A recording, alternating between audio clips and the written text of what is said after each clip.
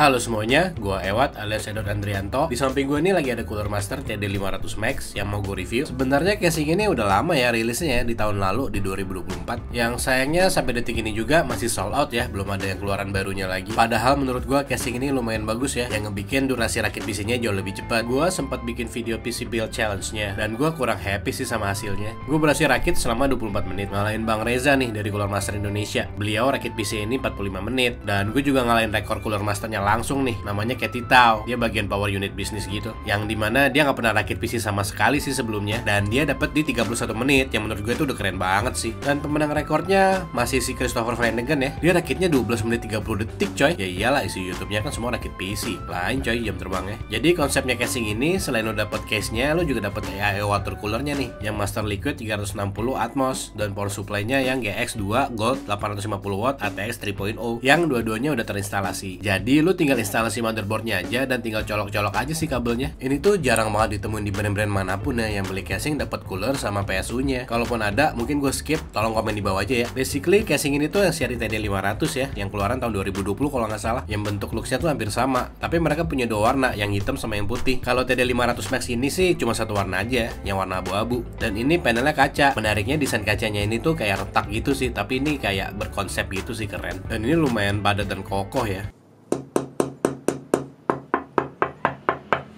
Pas dibuka, lu akan lihat radiator water coolernya yang udah terinstalasi vertikal di bagian front panelnya. Terus bisa lihat juga nih ada power connector 24 pin di samping sini dan konektor CPU powernya di atas sini. Dan ada colokan PCIe 4.0 kalau misalnya GPU kalian masih pakai yang ini, dan juga ada colokan 12 VA PWR kalau misalnya GPU kalian udah pakai 40 series atau yang 50 series. Dan kita juga dapat kabel-kabelnya sih. Untuk AIO water coolernya juga ada penandanya gini. Jadi tinggal lo ratain aja seperti ini nih, pakai pedalnya yang lo punya. Karena kita cuma dapat thermal paste-nya aja nih, yang CryoFuse. Dan pastinya kita dapat satu fan ya untuk exhaust-nya. Dan ini tipenya yang CF120 RGB yang punya size 120 mm. Yang spesial dari case ini tuh di bawah sini ada kompartemen yang isinya baut-baut gitu. Jadi kalau lagi instalasi motherboard tinggal ambil aja dari situ. Tapi sayangnya di sini nggak ada tempat naruh kipas lagi ya, buat maksimalin airflow graphic card-nya gitu. Untuk front panelnya di atas sini nih ada front I/O-nya yang terdiri dari dua USB 3.2, power button, audio jack, RGB button controller, dan USB Type-C. Front panel ini bisa kita buka dengan nyongkel bawahnya nih. Surprisingly, yang gue kira ini di depan front panel ini buat exhaust, ternyata ini buat intake coy. Untuk back panelnya di sini dicopotin ya dengan longgarin dua murnya di atas sama di bawah sini. Bukanya tinggal lo geser ke kanan aja, habis itu lo tarik, dan ternyata nih kabel manajemennya udah rapi banget coy.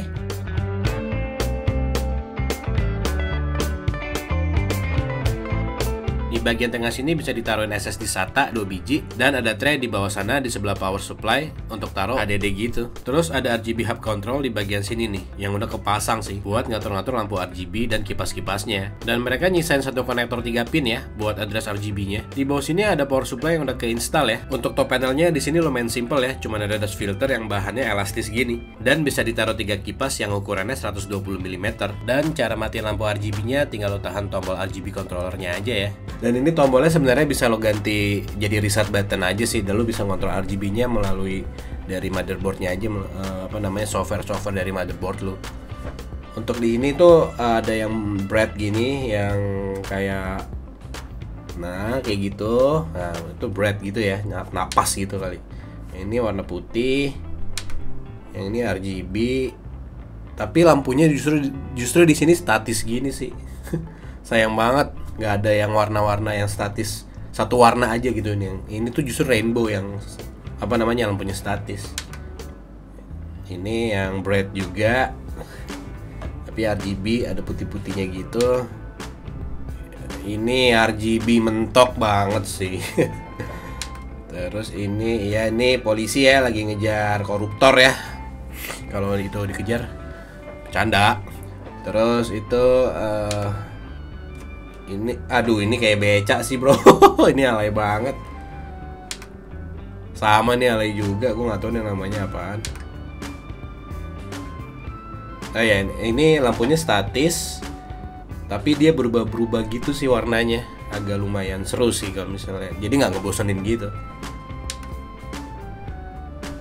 Nah ini yang bright juga, yang warna merah.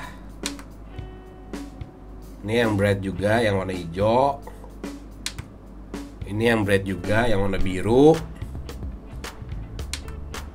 Ini sama, masih bright terus di sini sampai warna ungu yang tadi di awal. Ya, that's it.